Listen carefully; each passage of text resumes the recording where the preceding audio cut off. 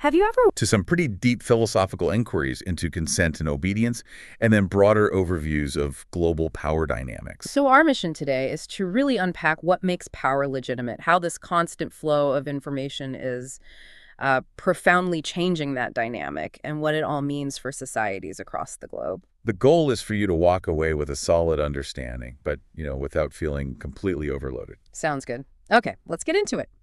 Right, let's kick things off with a clear definition: political legitimacy. It's essentially the concept that turns brute force into power.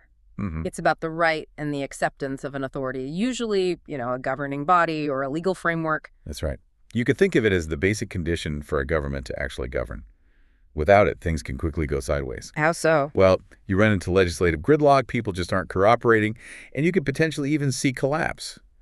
It's really the public's belief that what the government is doing is appropriate and sanctioned by a legitimate authority. And philosophers have wrestled with this for, centuries. John Locke, for instance, he famously argued that legitimacy comes from the consent of the governed, right? Popular consent, explicit or implicit. Yeah, his line, "The government is not legitimate unless it is carried on with the consent of the governed." That's pretty foundational for a lot of political thought. Absolutely. Then Dolph Sternberger added another layer. Right. He talked about the government's own consciousness of having a right to govern, plus some recognition of that right by the people being governed. So it's kind of a two-way street. Recognition on both sides. Makes sense. Seymour Martin Lipset then broadened the scope a bit. He defined legitimacy as a political system's capacity to engender and maintain the belief that existing political institutions are the most appropriate and proper ones for the society. So it's about the fit, really. Yeah. How well does the system actually match the society it's governing? Yeah, exactly. And Robert Dahl gave us that great visual metaphor. The reservoir. The reservoir, yeah. Legitimacy is like water in a reservoir. As long as the level's high enough, you have political stability. But if it drops too low? Then legitimacy is endangered. It really highlights how dynamic it is, maybe even fragile sometimes. Definitely. Now, looking at how different kinds of rule gain this acceptance, Max Weber's framework is, classic. The three types. First, there's traditional legitimacy. This comes from, deep-seated societal custom and habit. History is key here. Like monarchies or tribal systems. Exactly. Power is accepted just because, it's the way society has always been. Then you've got charismatic legitimacy. This stems from the ideas and the personal charisma of a leader, someone whose persona just charms and dominates people psychologically. You think of figures like Hitler or maybe Ayatollah Khomeini. Their power was intensely tied to them personally. Right, and often those regimes have weaker institutions because everything revolves around the leader. That makes sense. And the third type? Rational legal legitimacy. This is the one most modern states aspire to, at least on paper. It derives from a system of institutional procedures. So government bodies establish and enforce laws, supposedly in the public interest. And it relies heavily on public trust. Trust that the government will actually follow its own rules. It creates a predictable, theoretically fair system. What's fascinating here is how these different types show such varied sources of public acceptance. It could be habit or personality or these structured legal systems. It really does. And our sources suggest that, while rational legal is often the stated ideal today, those charismatic appeals, they definitely pop up. And traditional beliefs, they still quietly underpin acceptance in sometimes surprising ways. So it's a complex mix in the real world. Absolutely. It's rarely just one type in pure form. And it's clear legitimacy isn't just handed down from the top. There's this idea of an audience-based view. Right. That it originates from a kind of consensus among certain people, the audience, about what behaviors and features of an actor like a government are appropriate within sort of the social codes. So the people being governed have a say in defining what's legitimate. Exactly. And this is crucial because it means that when legitimacy is present, power can often be exerted through voluntary compliance, or at least quasi-voluntary compliance. People choose to follow, or are willing to. Yeah, which means the government doesn't have to rely solely on coercion all the time. That's much more efficient and stable. Okay, building on that idea of consent, let's dive deeper into some philosophical debates, specifically looking at A.R. Green's critique of how we usually think about legitimacy.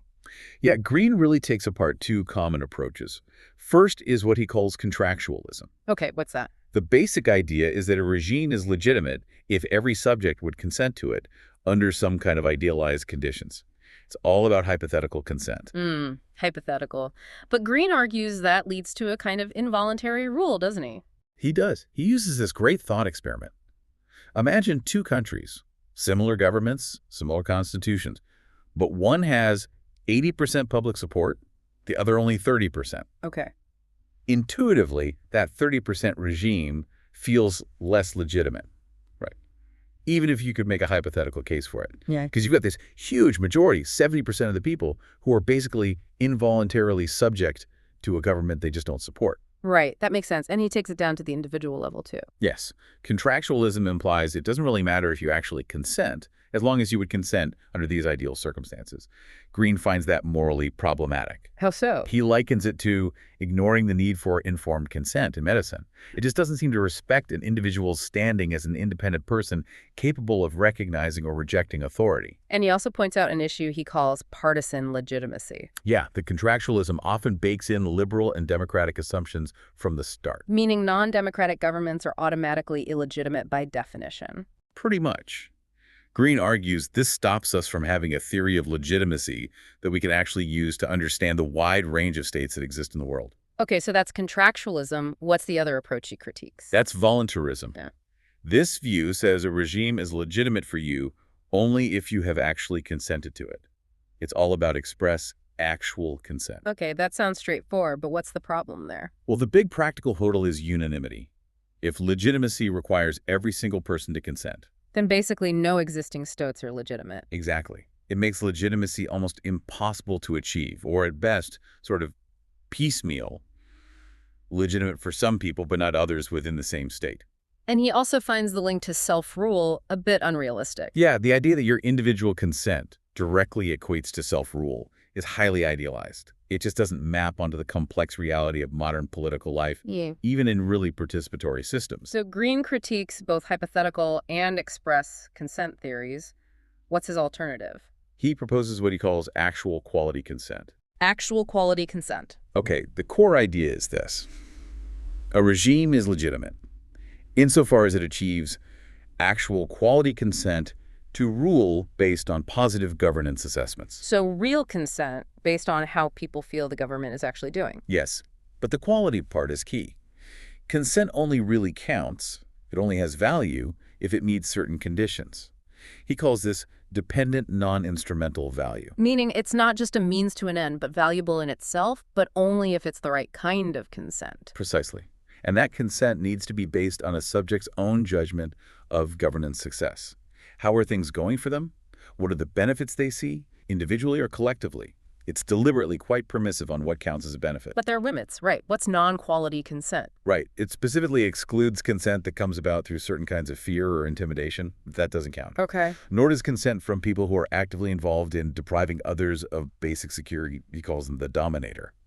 Or consent from someone who agrees to be deprived of basic security themselves, the underling. And also the culpably ignorant. Yes, people whose consent is just wildly insensitive to the facts about whether basic security is being provided for everyone, their consent doesn't have that quality. And there are some filter conditions, too. The person's assessment of the government can't openly contradict the government's own basic claim, what Green calls the claim of minimally competent government, or CMCG. Which is essentially the claim to provide basic security for everyone. Exactly. And the person's assessment has to be at least weakly reliable in judging whether that claim is actually being met. It doesn't have to be perfect, just not totally disconnected from reality. So under this view, legitimacy isn't just a yes or no thing. No, it's more of a scale, a proportion. Legitimacy corresponds to the percentage of people who exhibit this quality consent. The higher the proportion, the more legitimate the rule. Interesting. So Green's theory is trying to bridge that gap between, say, lofty philosophical ideals of consent and the messy reality of how people actually relate to their governments. I think that's a good way to put it. He's aiming for a concept of legitimacy that's maybe more practical, more useful for understanding the diverse ways governments function and are accepted, even if it sets what some might see as a lower bar than, say, Locke or pure voluntarism. That dynamic of how people actually assess their government leads us right into the impact of information flow, especially with social media. This is where things get really interesting, I think. Absolutely. Think about the shift. Traditional media, TV, radio, print authoritarian states could control those relatively easily. Yeah, they were the gatekeepers. But social media, well, as one source puts it, it has no obvious gatekeepers. Anyone can join, participate, and influence. That's a fundamental change. A massive change. It enables citizen journalism on a scale we've never seen before. There's that striking example from 2011, Sohail Azhar in Pakistan. Oh, the bin Laden raid. Yeah, he just started tweeting about helicopters and a blast, completely unaware he was live blogging the raid on Osama bin Laden to the entire world. Incredible. He later tweeted something like, uh-oh, now I'm the guy who live-blogged the Osama raid without knowing it. Exactly. It shows the power of real-time, first-hand accounts getting out there instantly. And it wasn't just isolated incidents. Big outlets like CNN even created platforms like iReporter, actively encouraging citizens globally to send in photos, videos, news tips. Right. By March 2011, they had something like 750,000 registered iReporters. Wow. So the implications for political legitimacy, especially in authoritarian contexts, they're Well, huge. Immense. These citizen journalists using social media can directly challenge state narratives. They expose on-the-ground truths, first-hand accounts that contradict the official messages. It creates, as one source said, space in an otherwise controlled information domain, space that goes way beyond what states could previously limit. Now, in democratic states like the U.S., the approach has been different. The Obama administration, for example, really embraced social media early on. Yeah, starting back in the 2008 campaign, using Twitter, Facebook for direct communication, trying to boost engagement. And now, a large chunk of American adults use social networking for political or civic activities. Federal agencies were even told to get on social media, show transparency, encourage that two-way conversation. And critically, in the U.S., you have the First Amendment protections for press and expression. The government can never completely format and control the message without being challenged, at least not legally or easily. Okay, so that's the democratic side. But let's pivot back to authoritarian regimes. Because for them, this open information flow is seen very differently. Completely differently. For countries like China, Russia, and many across the Middle East and North Africa, the internet and social media are viewed as a direct security threat. A threat to their legitimacy, even their survival. Absolutely. And they've responded with some incredibly sophisticated control strategies. Look at China. The Great Firewall. The Great Firewall, the Golden Shield Project. These aren't just blunt instruments. They use sophisticated filtering, blocking specific pages within Western sites, not just the whole site. ISPs get lists of restricted keywords. Content gets censored preemptively. And they have those armies of online commenters, right? The trolls. Estimates are huge, like 250,000 to 300,000 people employed by the government just to post positive comments, counter narratives, keep the online discourse favorable to the state. Wow. So even with massive platforms like Weibo having hundreds of millions of users. China has been remarkably successful, largely, in managing state-themed messages online. Remember the Xifang protest in 2012? Millions of Weibo posts about it? Yeah. State media basically dismissed it as a minor incident. They managed to contain the narrative despite the online explosion. And Russia. Similar playbook. Similar goals, different tactics sometimes. They passed that data localization law in 2014, requiring websites to store Russian users' data within Russia. Giving them easier access and control. Exactly. And requiring bloggers with over 3,000 daily readers to register. Critics say that's clearly aimed at removing anonymity. Right. And you mentioned the Sochi Olympics example, too. Yeah, banning international reporters from using their own phones or tablets to take pictures or video, forcing them onto professional equipment. Officially, it was about Olympic integrity. But widely seen as message control. Pretty clearly, yes. Okay, what about the MENA region, Middle East, North Africa? The Arab Spring was heavily linked to social media, wasn't it? Hugely. You had large youth populations using Facebook, Twitter to challenge the regimes, share real-time information, get global attention. It played a significant role in places like Egypt, Tunisia, Yemen. But what happened after the initial uprisings? Did the controls come back? They did, and often stronger than before. The new government in Egypt, for example, actually hired a U.S. cybersecurity firm to monitor online traffic, Skype, Facebook, Twitter, YouTube. And Iran. Iran has a history of restricting access. After the 2009 protests, they stepped up surveillance with deep packet inspections, monitoring citizens, altering online content. They even created their own state news agency, Fars News, to push the official line. And Turkey, while not Manane, also exercises significant control. Yes, they've blocked major Western platforms like Twitter, Facebook, Google, YouTube at various times. Remember the incident with the Turkish prosecutor held hostage? Images were posted online. And the government blocked access. hmm Twitter reported that in 2014, something like 60% of all its content removal requests worldwide came just from Turkey. 60%? That's staggering. It really is. So it creates this paradox, doesn't it? Social media opened the door for dissent, allowed the courageous, along with the oppressed, to express their views. But the regimes learned. They learned from the Arab Spring. They've imposed laws and implemented strict censorship controls. And according to our sources, they've largely succeeded in preventing social media from being utilized to organize public protests in the way it was initially. So the cat-and-mouse game continues, but the states have adapted very effectively. It seems so. It's less about total blackouts now, more about sophisticated filtering, narrative shaping, and targeted suppression. It's a constant struggle over information and, ultimately, legitimacy. Let's shift perspective now to how power operates on the global stage. Joseph Nye's concepts of hard, soft, and smart power seem really relevant here. Absolutely. A very useful framework. So hard power, that's the coercion stuff. Military threats, economic sanctions, inducements, using sticks and sometimes carrots to force change. And soft power. That's the power of attraction and co-option, getting others to want what you want. The currency here is things like a nation's culture, its political values, the appeal of its foreign policies. And smart power is just blending the two? Essentially, yes. Yeah. It's the strategic combination of hard and soft power resources, recognizing that different situations require different tools, or maybe a mix of tools. It's about being adaptable and, well, smart. How does legitimacy play into this on the international level? Well, one view is that legitimacy in international relations comes partly from sustaining the international order. If a state's actions are seen as contributing to stability and order, they tend to be accepted as more legitimate. Success helps too, I imagine. Success is definitely a great legitimizer, as one source puts it. Yeah. And so is participating respectfully in the international system through the UN, for example. But hard power, as we've discussed domestically, has limits internationally too, right? And legitimacy challenges. Big time. The sources note it's of little use for many modern challenges. Nuclear proliferation, climate change, terrorism. Think about U.S. sanctions on Iran. Did they achieve their main goals? Arguably not.